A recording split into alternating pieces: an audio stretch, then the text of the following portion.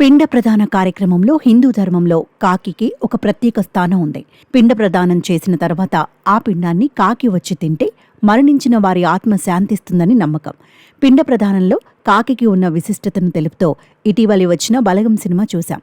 తాజాగా పశ్చిమ గోదావరి జిల్లాలో పిండ ప్రదానం జరుగుతుండగా కాకి వచ్చింది. ఆ కార్యక్రమం జరిగేంత వరకు అక్కడే ఉండి పిండాన్ని తిని వెళ్ళింది. దాదాపు గంట పాటు ఆ కాకి వేచి చూడడంతో అక్కడున్న వారంతా ఆశ్చర్యానికి గురయ్యారు. ప్రస్తుతం దీనికి సంబంధించిన వీడియో నెట్టింట వైరల్ అవుతోంది.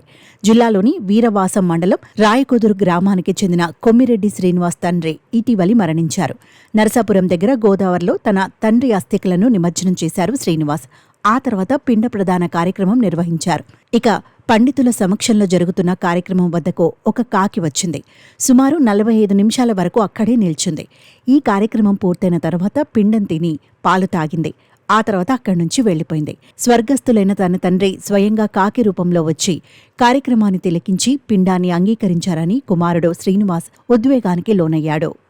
ఈ వశిష్ఠ నది తీరమందు కొమ్మిరెడ్డి శ్రీనివాస్ గారు తండ్రి గారు గతంలో అంటే ఒక నెల క్రితం ఆయన పరమపదించడం జరిగింది.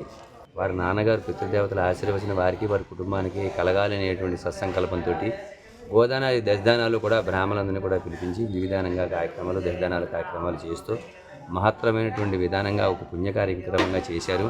తద్వారా నేను 45 సంవత్సరాల నుంచి పౌరోత్సవం విధానంలో తిరుగుతూ ఉండేటువంటి సందర్భంలో పితృదేవతలకి పిండ ప్రదానం చేస్తాం, అన్నపిండ ప్రదానం చేస్తాం, అలాగే వరిపిండితో పిండ ప్రదానం చేస్తాం.